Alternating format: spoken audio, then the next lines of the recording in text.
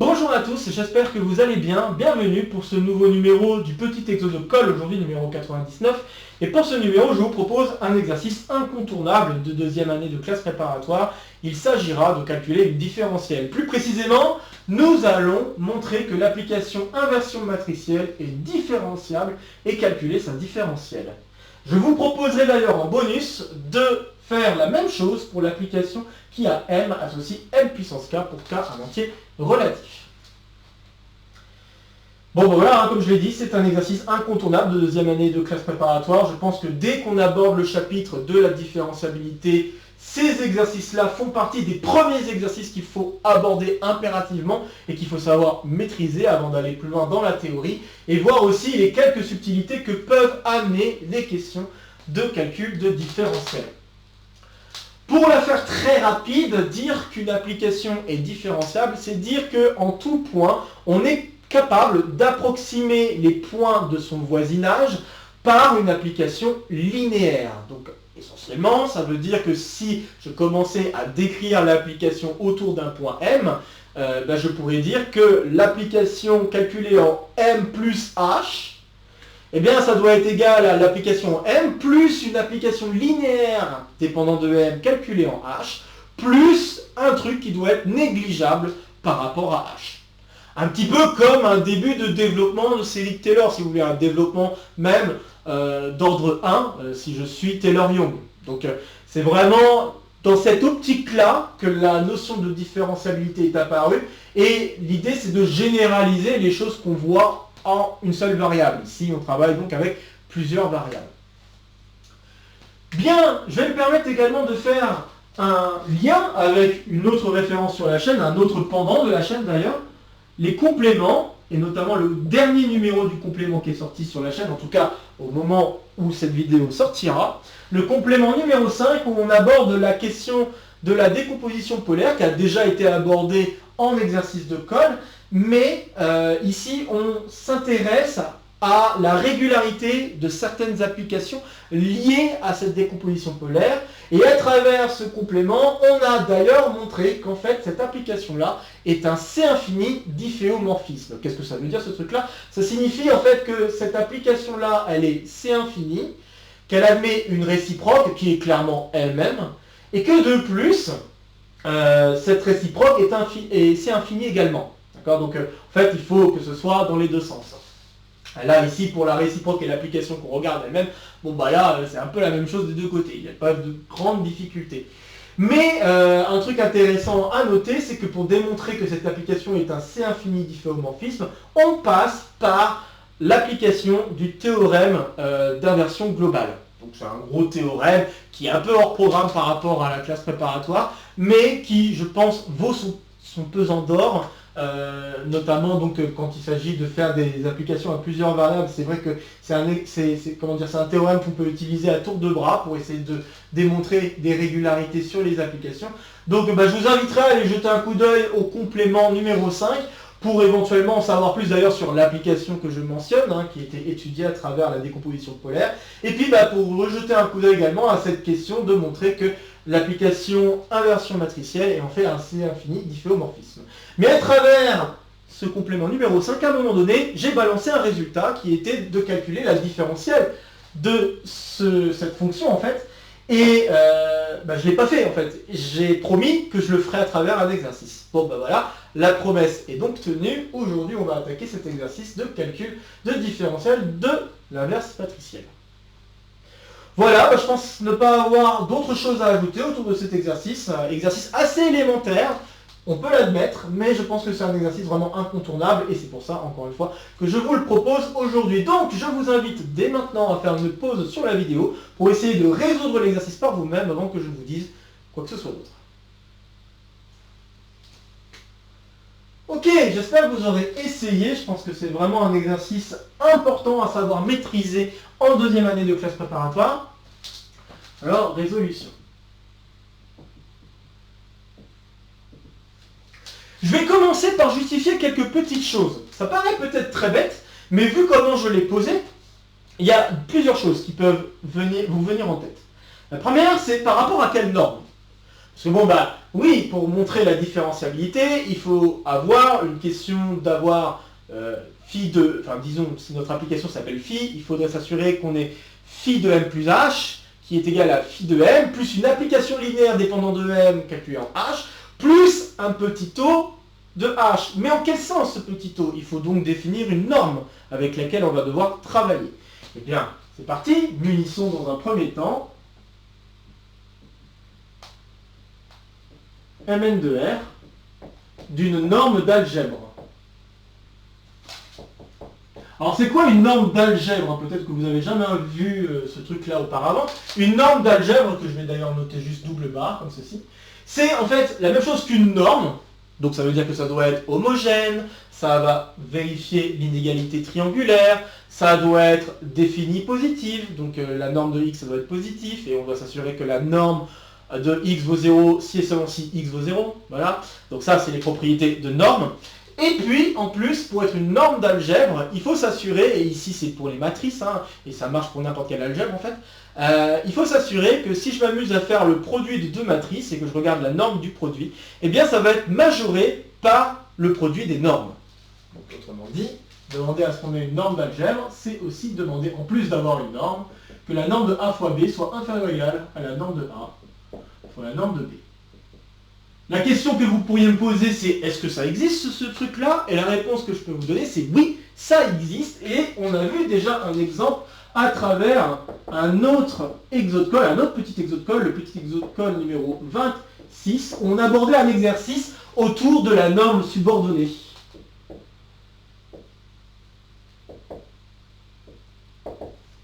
Donc pour la faire très courte, une norme subordonnée, c'est vous prenez une norme sur l'espace que vous voulez travailler, donc Cn, Rn, bon voilà, peu importe. Et puis ce que vous allez faire, c'est que vous allez calculer le sup pour x non nul de la norme de A fois x sur la norme de x. Et on peut définir la norme triple, donc la norme subordonnée, à la norme que j'ai notée ici pour Rn ou Cn, de ma matrice A. Donc ça serait la norme subordonnée de la matrice A. Et ça peut bien sûr se faire pour les applications linéaires exactement de la même manière. Donc voilà, la norme subordonnée, en particulier, c'est une norme d'algèbre. Donc ça peut être aussi intéressant de noter que ça existe en effet pour nos matrices. Et donc je vous propose d'aller jeter un coup d'œil au petit exode-code numéro 26 pour voir un exercice qui manipule la question de norme subordonnée. Je pense que ça peut être sympa si vous n'avez jamais vu ça auparavant.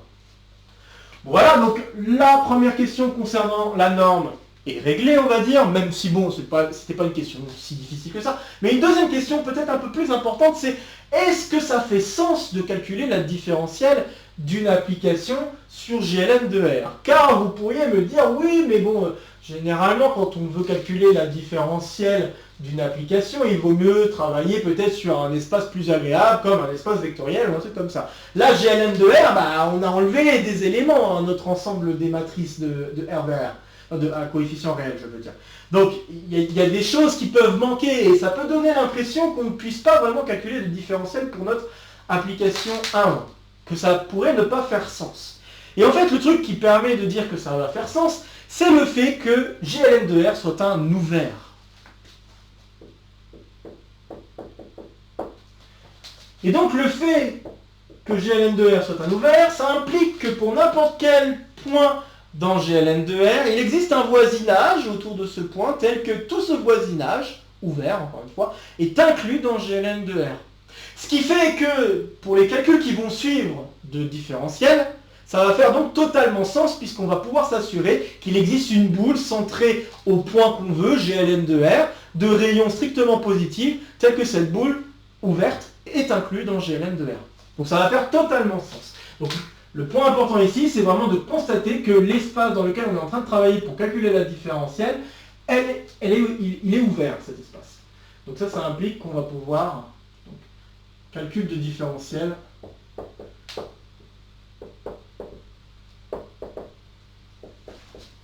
possible. Si l'ensemble n'était pas un ouvert, mais par exemple c'était un fermé d'intérieur vide, là ça ferait un peu moins de sens. Puisqu'on ne pourrait pas calculer l'application, en tout cas on ne pourrait pas s'amuser à calculer une différentielle sur n'importe quelle direction. Généralement, quand on veut calculer une différentielle, on veut regarder toutes les directions possibles pour pouvoir calculer ensuite la limite qu'on souhaite ou des choses liées à ce genre de phénomène. Mais ici, on ne va pas avoir de problème, donc dans le cas où on travaille avec Albert, on ne va pas avoir de problème parce qu'on est sûr, on est assuré qu'il va exister un voisinage autour de n'importe quel point dans lequel on va pouvoir s'amuser à regarder des différences d'images qui vont nous permettre de mettre en lumière une application linéaire si elle existe. Bien, j'espère avoir été convaincant sur ces arguments, parce que bon, je pense que ça, c'est un truc qu'on oublie généralement de vérifier, et donc je pense que c'est bien de le mentionner avant même de se lancer à faire du calcul de différentiel. Petite parenthèse, j'ai déjà parlé de la question que GLN de R est un ouvert dans le précédent Exocode. Donc il me semble que c'était l'Exocode numéro 104. Attention, je vais jouer ma mémoire. Donc l'Exocode numéro 104 où il s'agissait de travailler un autre ensemble différent de GLN de R, c'était l'ensemble des matrices cycliques. Et il fallait montrer que cet ensemble-là est un ensemble ouvert, connexe, dense. Et GLN de R est également un ensemble ouvert, connexe, dense. Je ne vous refais pas tout le blabla, mais j'ai donné une explication assez claire du fait que GLN de R est un ouvert dans cet exercice, avant même d'ailleurs d'attaquer l'exercice, c'est dans la partie intro. Donc je vous inviterai à aller jeter un coup d'œil à ça si vous n'aviez jamais vu le fait que GLN de R est un ouvert auparavant.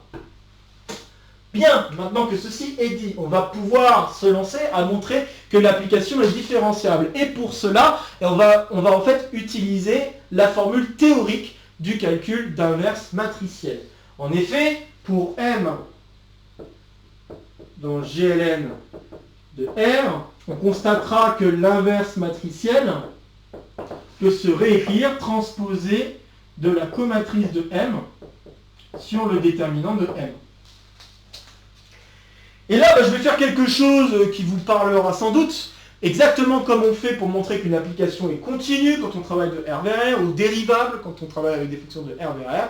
On va s'amuser à dire que là, on a un quotient de fonctions différenciables et dont le dénominateur ne s'annule pas. Donc, essentiellement, on va faire ça et ça nous suffira pour conclure que la fonction inv est bien différentiable. Donc, premièrement, l'application qui a M associe déterminant de M, c'est différenciable. Alors, différenciable. Pourquoi? Parce que essentiellement, c'est un polynôme en les coefficients de M.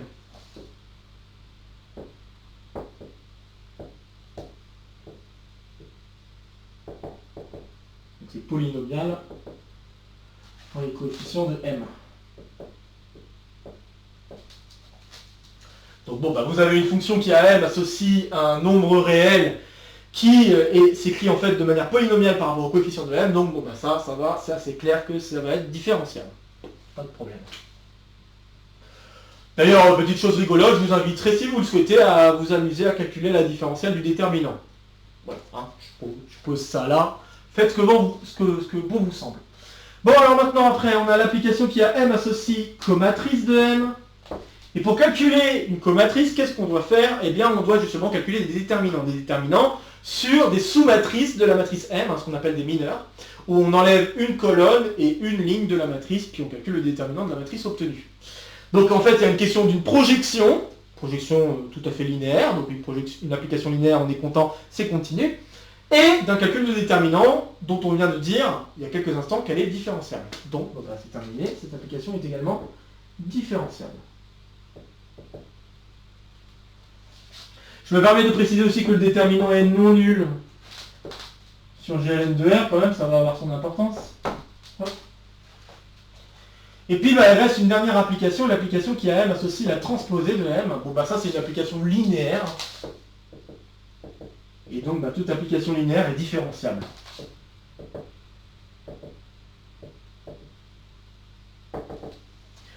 Donc, par composition des applications ici, on va avoir différenciabilité de l'application qui a M associe transposée de comatrice. Et le déterminant étant également différenciable, appliquer la fonction inverse, sachant que le déterminant est non nul, appliquer la fonction inverse en plus de ça, ça va être différentiable. Produit de fonctions différentiables, c'est différentiable. Donc par composition et quotient de fonctions différenciable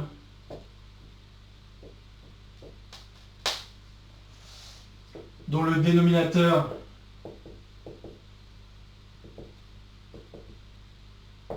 est non nul. Bon, ici, c'est à valeur réelle. Hein. Si ce n'était pas à valeur réelle, il faudrait s'assurer que l'application qui est ici donne une valeur ou quelque chose qui doit être inversible. Parce que là, on est en train de faire l'inverse. Hein. Donc, il aurait fallu s'assurer au moins que le truc qui est en bas soit inversible.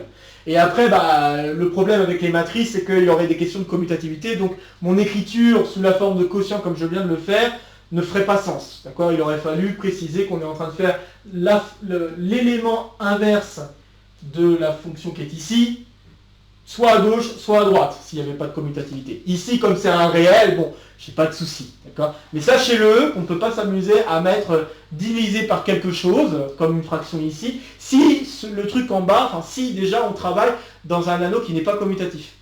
Ou en tout cas, s'il y a des objets qui ne sont pas commutatifs entre eux. Donc voilà, il faut faire attention à ce petit truc, mais ici, il n'y a pas trop de problème, étant donné que le déterminant est à valeur réelle. Voilà, donc du coup, voilà, on conclut que 1 est différenciable. Voilà, alors là je vous ai fait ça avec de très jolies phrases, bien entendu. Vous pouvez montrer que l'application est différenciable directement en calculant sa différentielle. Mais moi je me suis dit, pourquoi pas vous montrer également qu'on peut montrer qu'une application est différenciable sans forcément chercher à calculer sa différentielle. C'est un peu l'objectif de ce que je viens de faire là. Maintenant qu'on sait qu'elle est différenciable, il reste à calculer sa différentielle. Et là, pour calculer la différentielle de l'inversion matricielle, on va faire appel à son intuition sur ce qu'il se passe pour les réels.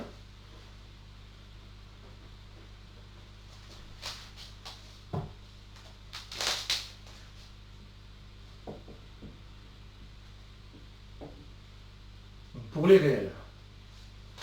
Que se passe-t-il si on travaillait avec les réels ? Il y a un truc, bien sûr, qui devrait vous stimuler un peu, c'est que, en fait, bon, j'ai peut-être oublié de le dire, je vais donner tout de suite la stratégie. Pour calculer la différentielle de la fonction inverse ici, on ne va pas s'amuser à directement calculer la différentielle pour n'importe quelle matrice, on va d'abord s'amuser à calculer la différentielle pour l'inverse, pour l'identité, pardon. On va calculer la différentielle pour l'identité, et une fois qu'on a la différentielle pour l'identité, on va pouvoir en déduire la différentielle pour n'importe quelle matrice. C'est un peu ça le truc qui va se produire. Et donc, pour pouvoir faire ces calculs, je vais utiliser une petite intuition chez les réels qui va se justifier, bien sûr, et qu'on va pouvoir amener ensuite une justification pour pouvoir écrire les choses comme on le souhaiterait. Donc là, par rapport au réel, je veux mentionner le fait que 1 sur 1 plus x peut s'écrire somme pour k allant de 0 à l'infini de moins 1 puissance k x puissance k, bien sûr, à condition que la valeur absolue de x soit plus petite que 1 strictement.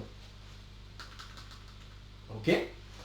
Et j'affirme que cette intuition-là va nous aider largement pour calculer la différentielle de l'inverse en l'identité. En effet, donc là maintenant j'applique la stratégie, on va calculer différentielle de 1 en l'identité.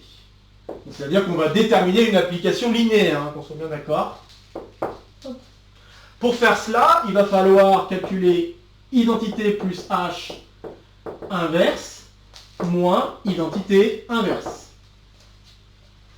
Et après, réussir à écrire ce truc-là sous la forme une application linéaire dépendante de h plus un truc qui doit être négligeable par rapport à la norme de h, donc norme d'algèbre, bien sûr. Bon, et c'est là où l'intuition va nous aider. En fait, ce qu'on va montrer rapidement, c'est que ce truc-là, à condition que la norme de h soit plus petite que 1, eh bien, je peux le réécrire comme cela avec h. Donc en effet,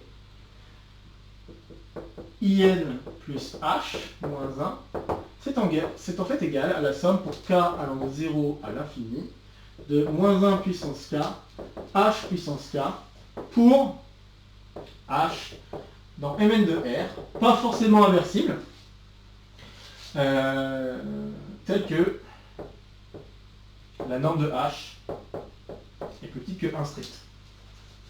pour faire en sorte qu'il y a bien convergence normale, si vous voulez, de cette série, ou convergence absolue plutôt, peut-être, on pourrait parler plutôt de ça, puisqu'on parle de matrice. Mais bref, le fait d'avoir convergence de cette série en norme va nous permettre de conclure que cette série converge bien vers quelque chose. Et donc, bon, bah, pour justifier que ce truc-là est vrai, bah, il suffit de constater que si je m'amusais à regarder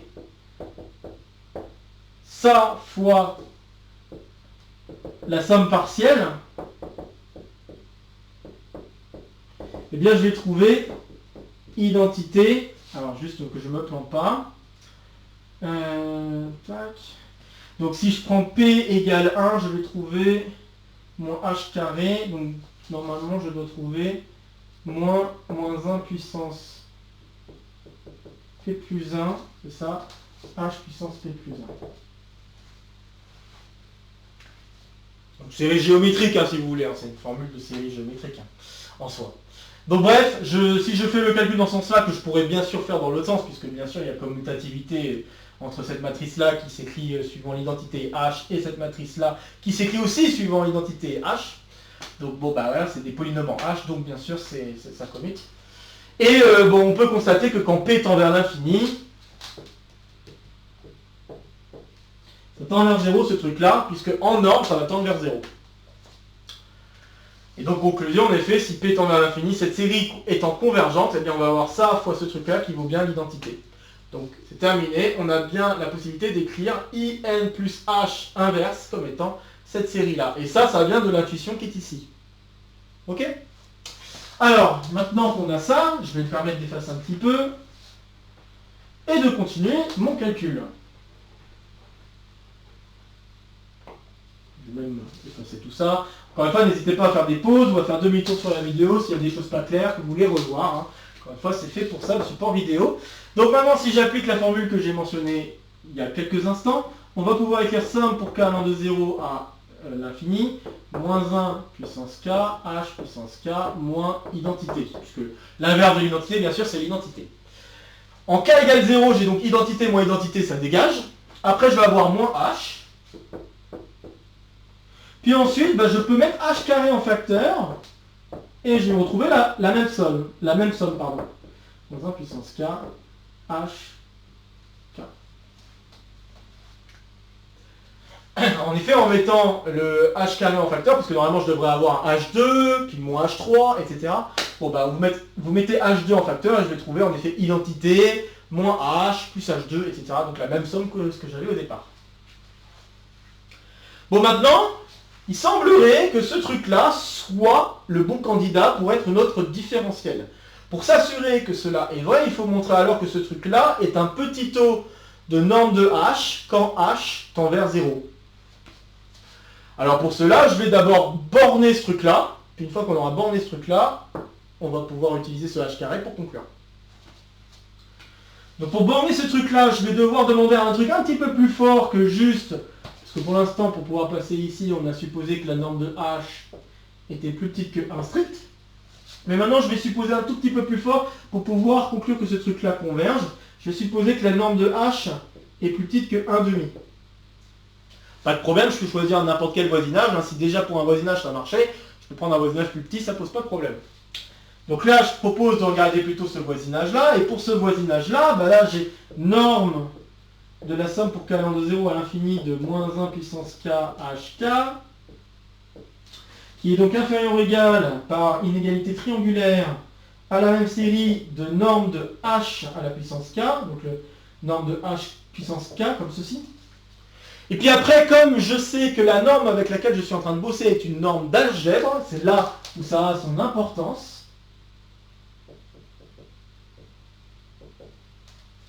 Alors je peux écrire que c'est inférieur ou égal à la somme pour k allant de 0 à l'infini de la norme de h, le tout à la puissance k.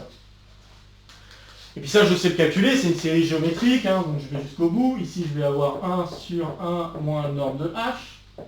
Et maintenant comme j'ai supposé que la norme de h est plus petite que 1,5, hein, je répète, ça c'était fait exprès pour s'assurer qu'on puisse bien borner ce truc-là. Maintenant on va y arriver puisque la plus grande valeur que je puisse atteindre, c'est en remplaçant la norme de h par 1,5.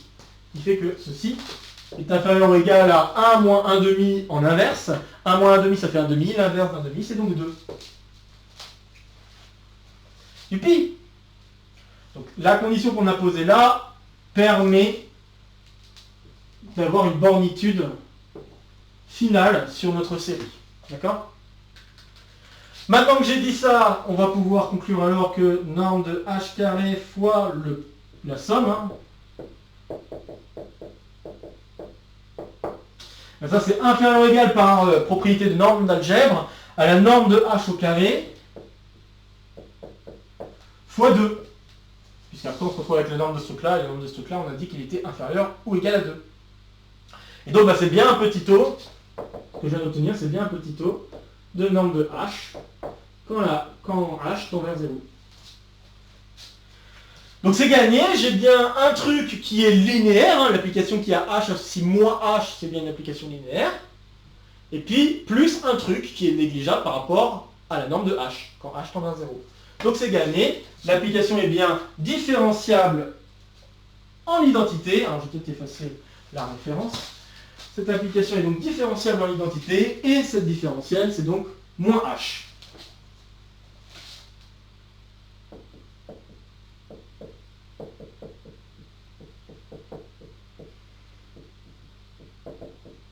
Moins h.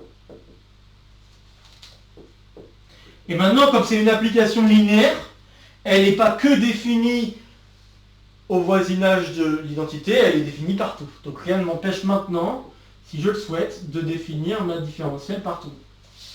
C'est juste qu'elle ne fera sens, hein, dans ce cadre-là, hein, de développement limité, si vous voulez, elle ne fera sens que si la norme de h est plus petite que 1,5 ou peut-être plus petite que quelque chose qui est plus petit que 1 strict, hein, bien sûr.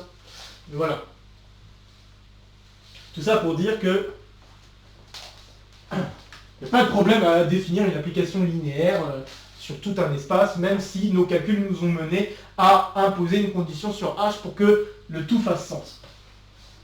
C'est pas gênant, puisque définir une application linéaire sur un ouvert, bah, ça permet de définir finalement l'application linéaire partout.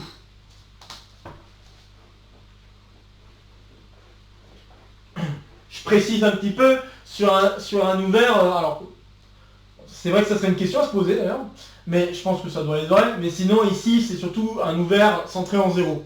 Donc le fait que ce soit centré en 0, ça veut dire que j'ai la valeur de n'importe quelle direction. Donc à partir du moment où j'ai la valeur de l'application linéaire sur n'importe quelle direction, il suffit de multiplier par un scalaire près et c'est terminé. Et je pense que ça va être pareil pour n'importe quel ouvert, il suffit de translater l'ouvert pour qu'on retrouve 0. Donc je pense que ça doit être vrai aussi. Parce que là je suis en train de me rendre compte que j'ai lancé une phrase sans trop avoir checké d'avance. Donc bon, je pense que oui, ça doit être vrai pour n'importe quel ouvert. Puisque n'importe quel ouvert dans un espace vectoriel de dimension finie doit contenir toutes les directions. Et donc bah, si ça doit contenir toutes les directions possibles de l'espace, puisque un ouvert ça doit au moins contenir une boule centrée en 0 hein, d'un certain rayon, étant donné si je me réduis à des espaces métriques bien sûr. Et donc bon bah voilà, j'ai donc toutes les directions possibles. Alors après il faut juste que je centre en 0, mais sinon j'ai toutes les directions possibles. Donc je pense que en effet ça doit être correct. Bref, bon maintenant il faut travailler pour n'importe quel m dans GLN de R. Bon, allons-y, alors je vais faire m plus h à puissance moins 1 moins m moins 1. Et ce que je vais faire, c'est que je vais me ramener à ce qui s'est passé pour l'identité. Donc je vais écrire en fait que c'est la même chose que m moins 1 fois identité plus m moins 1 h. Pas m moins 1, c'est m ici. Donc c'est m fois ce truc-là, le tout moins 1, moins m moins 1. Attention, l'inverse d'un produit, donc a fois b moins 1, c'est bien égal à b moins 1, a moins 1. Qu'on soit bien d'accord, on ne tombe pas dans ce piège. Piège hyper connu. Voilà. Donc on va avoir in plus m moins 1 h, le tout inverse, fois m moins 1 moins m moins 1. On va pouvoir mettre m moins 1 ici en facteur à droite, oui c'est ça. Et donc on a identité plus m moins 1 h. Moins 1 moins identité, hop, et tout fois m-1. Très bien, alors on se retrouve à condition, encore une fois, pour que le calcul fasse sens, il faut que la norme de m-1h soit inférieure à 1,5 ou à 1, strictement, mais tant qu'à faire un demi pour que ce soit borné comme on l'a fait précédemment. Et donc, si je suis dans ces conditions, chose qui est tout à fait possible, hein, ça veut dire que j'ai juste un ouvert centré en M d'un rayon qui dépend de M, mais c'est pas forcément grave, c'est un vecteur positif. Donc, alors, on va pouvoir écrire qu'on a M, donc moins M-1 H, plus, donc M-1 H le tout carré fois somme. Donc j'ai, encore une fois, moins 1 puissance K, M-1 H le tout à la puissance K. Voilà, K allant de 0 à l'infini. Et on n'oublie pas de multiplier par M-1 à droite. Voilà. Et comme on l'a fait précédemment, hein, j'ai envie de dire que le raisonnement est très similaire. Je n'étais peut-être pas obligé d'écrire ce que je viens d'écrire. Mais par raisonnement similaire, ça on peut s'assurer que c'est bien un petit taux de la norme de H quand H tend vers 0. Donc c'est terminé, et ce truc-là c'est linéaire. Hein. Donc ça c'est linéaire en H. Donc c'est terminé, on a gagné. Donc maintenant qu'on a gagné, on conclut. Ça veut dire alors que la différentielle en M, c'est égal à moins M-1 H M-1. Ce qui était le résultat que j'avais émis dans le numéro du complément. Et donc là, on vient de le démontrer. Bon voilà, alors allons un petit peu plus loin et calculons, montrons que cette application-là est également différenciable et on va calculer également sa différentielle. Je pense que ça, c'est aussi une application assez courante de l'exercice qu'on vient de terminer.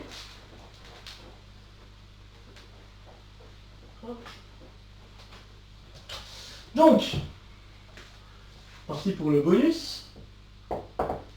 Donc pour le fait que ce soit différenciable, je vais d'abord traiter le cas où K est positif, puis après je traiterai le cas où K est négatif. Donc si K est positif, là il n'y a rien à dire, c'est du produit matriciel, tout simple. Et donc le produit matriciel, c'est des applications continues. Hein, ça veut dire que les coefficients vont être des polynômes en les coefficients de M. Donc voilà. Donc en termes de produit matriciel, on peut s'assurer qu'en effet, mu K est différenciable.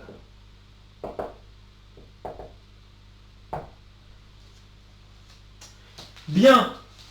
Alors, bien sûr, il y a des cas faciles. Donc si K égale 0, là, il n'y a rien à dire. Ça veut dire que la différentielle de mu 0 en M, c'est 0. 0n. Donc la matrice nulle. Puisque vous faites identité moins identité. Si vous prenez K égale 0, M puissance 0, par convention, on considère que c'est identité. Donc vous faites identité moins identité, peu importe quel point vous regardez, M plus H par rapport à M. Donc voilà, c'est terminé. Ensuite, pour une application linéaire, c'est directement linéaire. Enfin, c'est directement l'application linéaire, en fait. Donc là, si je regarde mu1 qui est juste l'identité de M en H, je vais préciser que c'est en H.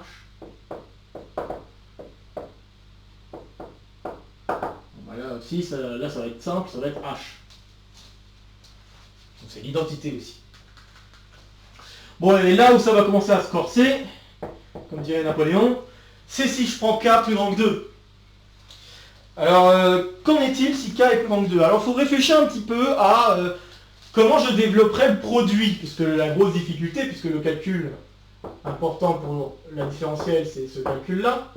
Il faut se poser la question, quand je vais développer cette puissance-là, qu'est-ce qui va se passer? Eh bien, quand on développe cette puissance-là, en fait, ce qui va se passer, c'est qu'il y a, dans certaines parenthèses, on va choisir un M, et dans d'autres parenthèses, on va choisir un H. Sauf que cette fois-ci, attention, on n'a pas commutativité. Il est hors de question que vous me sortiez la formule du binôme de Newton. Ok? Donc on ne sort pas la formule du binôme de Newton. Par contre, on réfléchit juste un petit peu sur quelle va être la forme des éléments qu'on va obtenir en développant ce produit. Et si on y réfléchit un petit peu, eh bien la forme va être la suivante. Donc les termes du développement.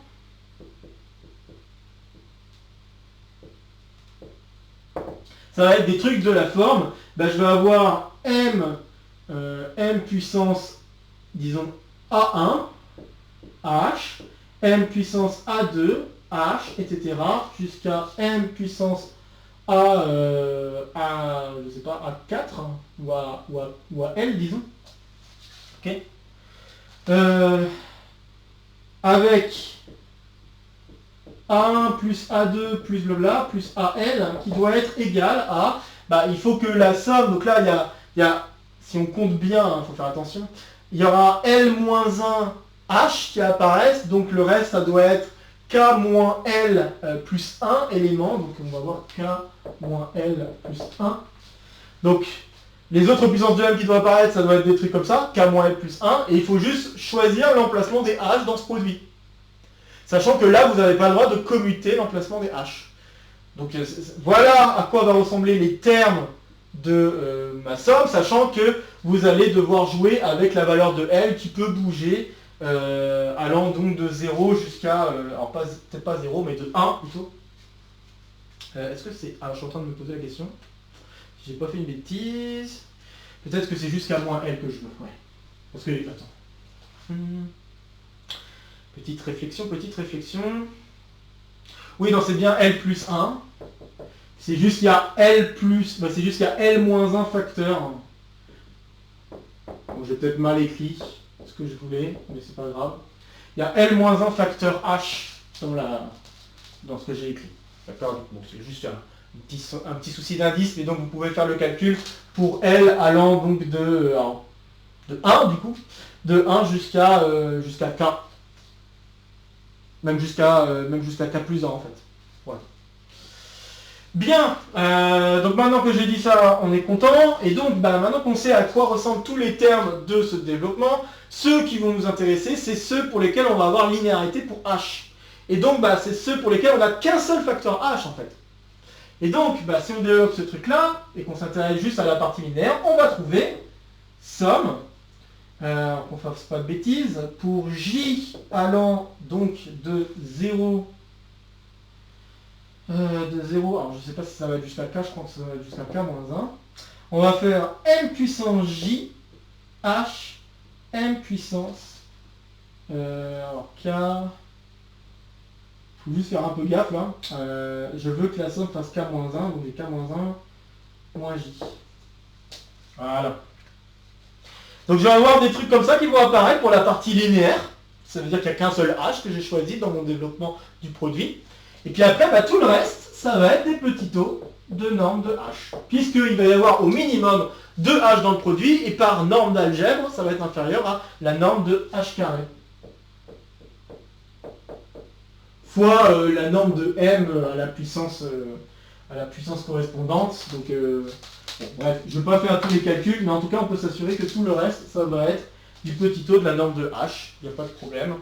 Étant donné, comme je l'ai dit, que dans chacun des autres termes, on va avoir au moins 2 H qui vont intervenir. Donc maintenant que j'ai écrit ça, on a gagné. La différentielle de la puissance km, c'est donc exactement ce truc-là. Donc d mu k de m calculé en H, ça va être la somme pour J allant de 0 à K moins 1 de m puissance J, H, m puissance K moins 1 moins J. Et vous pouvez constater que si on prend K égale 1, on retrouve l'identité. Parce que K égale 1, ça veut dire que vous devez faire la somme de 0 à 0, puis là vous avez m puissance 0, m puissance 0, donc il n'y a que H, très bien. Et puis si vous commencez avec K égale 0, là la somme est vide. Donc en tant que somme vide, vous avez 0. Tout va bien, on retrouve les résultats qu'on avait trouvés pour K égale 0 et pour K égale 1. Maintenant, donc ça c'est pour K positif. Reste ce qui se passe pour K négatif. Et là c'est important de travailler dans GL de R cette fois-ci. Ici il n'y en avait pas trop besoin, mais maintenant on va en avoir besoin.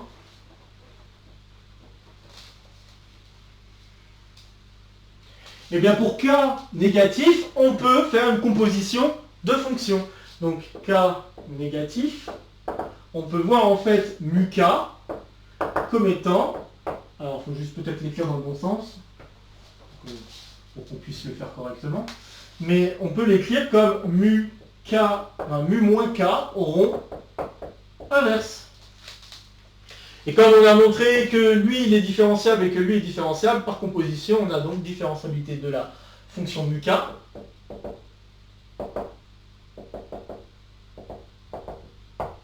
Ça marche.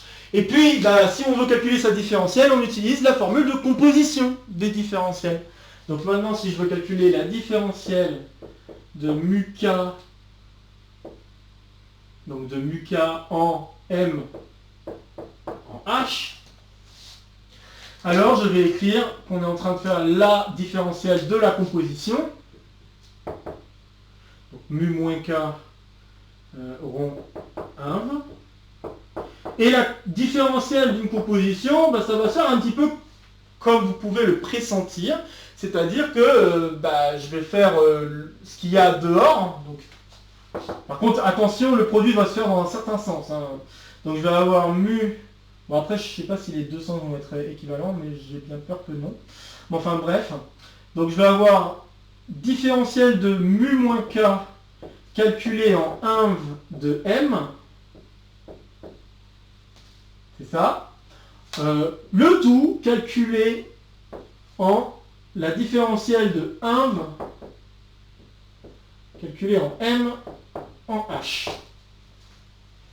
Donc ça c'est composition des différentiels. Et donc maintenant qu'on a explicité davantage de ce qu'on veut, il n'y a plus qu'à. Donc on va avoir d de mu moins k m moins 1 fois, calculé en moins m moins 1 h m moins 1. Et donc on l'a déjà ce truc, donc je remplace, c'est tout. Je vais avoir somme pour j allant de 0 à k, j allant de 0 à k. Il y a un moins qui va sortir par linéarité bien sûr.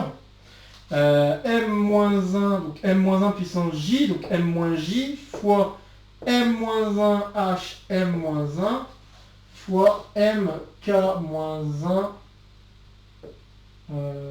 non, pas k-1, ça va être moins k-1 moins j. Donc on a ceci, très bien, et donc si on va jusqu'au bout, on va avoir moins la somme pour j allant de 0 à k, m puissance moins j plus 1, h et m puissance, donc là il faut faire un petit peu attention, le plus 1 va se simplifier ici, et on va avoir j moins k, donc j moins k. Et voilà, c'est terminé, je viens donc de calculer la différentielle de la fonction mu k quand k est négatif. Et donc j'ai terminé le bonus, et ceci conclut alors le petit exocom numéro 99. En espérant que celui-ci vous a plu, on a abordé un exercice un peu plus abordable, hein. Je n'ai pas d'autres mots qui me viennent à l'esprit, un petit peu plus simple en tout cas que d'habitude. Je pense que cet exercice est quand même un incontournable de deuxième année de classe préparatoire, et c'est pour ça que je voulais vous le proposer. Un petit exercice histoire de souffler autour des différentes thématiques qu'on aborde sur la chaîne en ce moment, notamment la décomposition de Frobenius et ses applications, et les séries de Fourier. Voilà, une petite bulle d'air en vous proposant un exercice un peu plus simple pour souffler un petit peu, et puis pour pouvoir aussi pratiquer des choses qui me semblent également très importantes en classe prépa. Bref, comme d'habitude, n'hésitez pas à laisser en commentaire vos questions, vos remarques, vos retours concernant cet épisode. N'hésitez pas non plus à partager la vidéo si vous connaissez des camarades qui seraient intéressés par cette vidéo ou par le contenu de la chaîne de manière plus générale. Ici, ça sera pour me soutenir, ici, ça sera pour vous abonner. N'oubliez pas d'activer la clochette. De nouvelles vidéos vont se proposer à vous pour continuer à faire le tour de la chaîne. Sur ce, je vous retrouve très vite pour de prochaines aventures mathématiques. Portez-vous bien et à très bientôt. Salut à tous!